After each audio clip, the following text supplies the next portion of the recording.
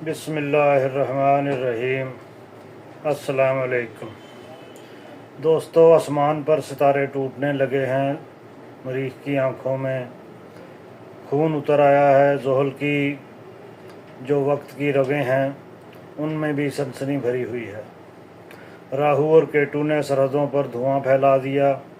भारत का मोदी दीवानगी में आग उगल रहा है। पाकिस्तान का सियासी काफिला खामोशी के अंधेरों में डूबा हुआ है। फौज के दस्ते खामोशी से मगर गहरी नज़र से वक्त की नब्ज़ जो है वो पकड़े हुए हैं। इमरान खान की कैद तारीख में आसमान पर उम्मीदों के सितारे देख रहा है। सवाल ये है कि क्या ये आग मज़ीद भड़केगी? क्या सरहदों पर ये धुआं धीरे धीरे इमरान खान के लिए रिहाई के लिए कोई रास्ता बनाएगा? सितारे क्या कहते हैं और पर्दे के पीछे क्या है? आइए इस वीडियो में देखते हैं। जिन लोगों ने मेरा चैनल सब्सक्राइब नहीं किया वो मेरा चैनल सब्सक्राइब कर लें ताकि उनको आने वाले दिनों में मज़ीद इस सिलसिले में वीडियोस जो हैं वो मिलती रहें। अब सितारों की सिचुएशन जो है वो देख लेते हैं। अप्रैल का महीना है। अप्रैल के महीने में कौन कौन से सितारे किस किस पोजीशन पे हैं। मरीख जो जंग का सितारा है ये बुर्ज सरतान में कमज़ोर है। अंदरूनी गुस्सा, बैरूनी खामोशी, दबाव, इस किस्म के हालात जो है ये शो कर रहा है।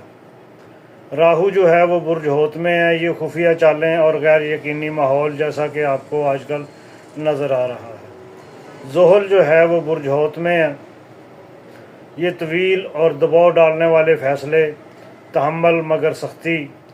सूरज मरीख के दबाव में है और जो भारत की जानब से खुली जारहियत का इशारा देता है। कमर और राहु का असर जो है ये अफवाहें, बदअतमादी और खौफ की फ़िज़ा, ये वही प्रोपिगंडा टाइप चीज़ें जो हैं वो होती हैं जो जंग के दिनों में आम तौर पर नज़र आती हैं। अब पाकिस्तान के चीदा जो सियासतदान हैं उनके सितारे देख लेते हैं। इसमें पहले मरीम नवाज़ को देख लेते हैं कि वो क्यों खामोश हैं, क्योंकि इस मौके पर तो उनको बोलना चाहिए। उनका ट्विटर हैंडल जो है वो भी खामोश है। कमर और ज़ोहल की गिरफ्त में है मरीम नवाज़ के सितारे। जो ज़हनी दबाव, गलत इक़दाम उठाने का खौफ, इसी वजह से चुप है। एक तो प्रेशर में है, अंडर प्रेशर है, और दूसरा ये है कि कोई ऐसी वैसी हैंकी बेंकी जो है वो मुंह से ना निकल जाए जो मेरे गले पड़ जाए। इस वजह से बेहतर यही है कि किसी ने मशवरा दे दिया कि अभी खामोश ही रहें। चांद की रोशनी मध्यम, बयानिया भी मध्यम। अब शहबाज शरीफ को अगर देखें तो ज़ोहल दाखिली मामलात को घेर रहा है। कौमी सलामती पर तवज्जो, सियासी बयानात से इज्तनाब। ये भी डरे हुए हैं।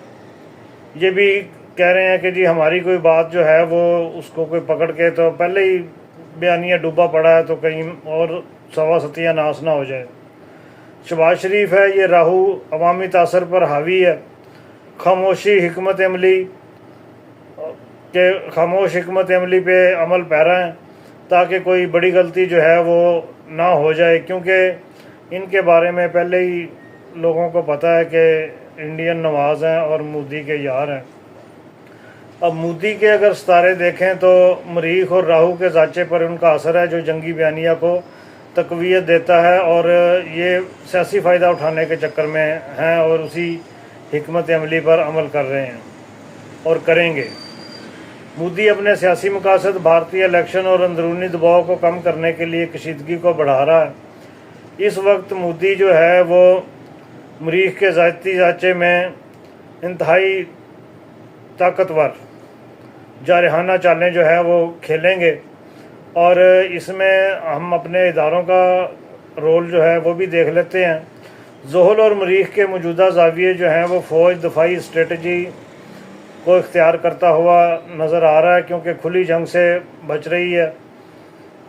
राहु फ़ौजी फ़ैसलों में मोहतात मगर गैर रवायती तरीक़ों को बढ़ावा दे रहा है।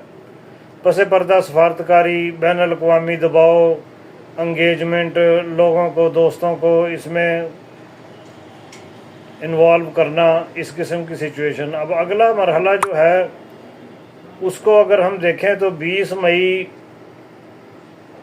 मरीख बुर्ज असद में होगा, जो फौजी पोजीशन की मजबूती को जाहिर करता है और भारत जो है वो उसको दबाव में लेके आएगा। ये 20 मई की बात कर रहा हूँ मैं।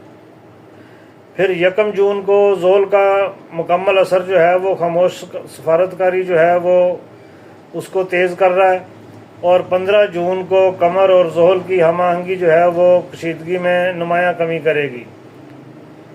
और फिर उसके बाद 15 जून से 20 जून से 30 जून तक जो राहु का मुस्बत असर है वो सरहदी तनाज़े को बिल्कुल ठंडा कर देगा। तो ये बस अगला महीना मई है और ये जून है, बस ये 60 दिन है। इसी दौरान इंडिया के इलेक्शन वगैरह हो जाएंगे, मामला सर्द खाने में चला जाएगा। अब क्या इस सूरत हाल में खान साहब की रहाई जो है वो उसका कोई सबब निकल सकता है? क्योंकि हर वीडियो के आखिर में कमेंट्स आए हुए थे जी इमरान खान के बारे में बताएं। देखिए, खान साहब का जायचा जो है वो 20 जून के बाद ताकतवर हो रहा है, 20 जून के बाद। और 20 जून ही वो डेट है जब शहबाज शरीफ और किसी इदारे के सरबराह के सितारे जो हैं वो गर्दिश में चले जाएंगे, कमज़ोर होने शुरू हो जाएंगे। मरीख का खाना इंसाफ में दाखिला अदालतों में अहम पेशरफ्त का इशारा जो है वो कर रहा है। राहु दुश्मनों की ताकत में कमी का सबब बनेगा खान साहब के लिए। जोहल जो है वो बंद दरवाज़े खोलने का जाविया जो है वो बना रहा है।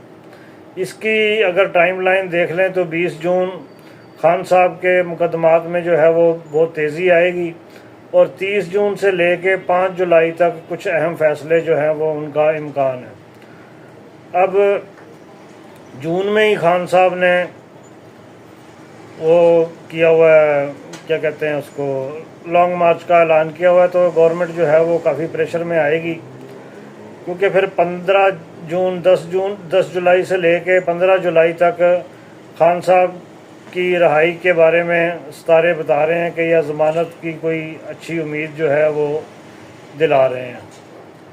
तो ये थी सिचुएशन जो मैंने आपको बता दी। अब इसको मज़ीद अगर देखेंगे तो उसमें यही है कि 20 मई के बाद जो है वो मरीख और असद जो है वो दाखिल होंगे, तो पाकिस्तान का दिफाई हाथ जो है वो मजबूत होगा। लेकिन 20 मई से पहले मोदी ने कोई ना कोई पंगेबाजी करनी है, फॉल फ्लैग ऑपरेशन हो गया या कुछ इस किस्म की कोई हरकत करेगा जिसकी वजह से उसकी पोजीशन जो है वो इलेक्शन में ज़्यादा बेहतर हो सके। और मेरे ख़्याल के मुताबिक मोदी के साथ कोई राब्ते वगैरह भी अगर होंगे तो वो कहेगा कि जी मैं कोई महदूद पंगा तो मैंने लेना है, क्योंकि मैंने इलेक्शन जीतना है 2-3 रियासतों में। तो वो जब तक मैं नहीं जीतूंगा तो उस वक्त तक तो मुझे इस किस्म का कोई सिचुएशन जो है वो सूटेबल दिखाई नहीं देती। इसलिए उसने एक पंगा लेना है, पंगा लेने के बाद मामला जो हैं वो फिर वैसे के वैसे ही हो जाएंगे। ये कोई फॉल्स फ्लैग ऑपरेशन नहीं था जो कश्मीर में हुआ, ये सिर्फ पाकिस्तान से पंगाबाजी का बहाना था और अपने इलेक्शन जीतने का बहाना है। इसके साथ ही इजाज़त दीजिए। अल्लाह हाफ़िज़।